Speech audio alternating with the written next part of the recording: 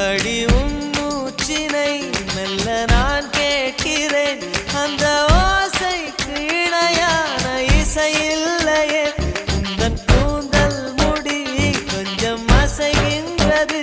அந்த அசைவுக்கு நடனங்கள் இணையில்லையே